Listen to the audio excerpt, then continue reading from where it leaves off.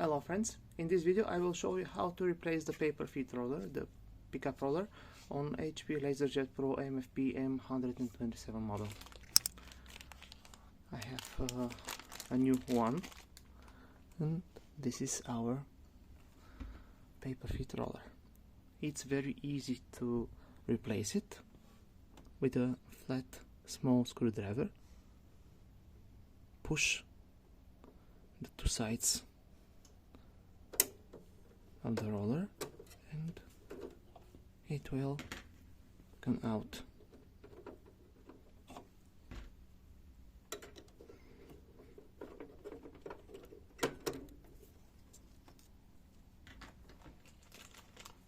I will take the new one.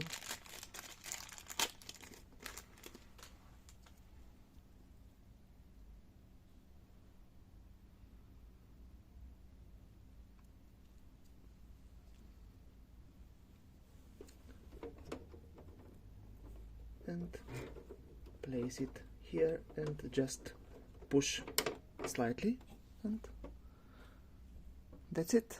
We have a new paper feed roller. So thank you very much. Good luck.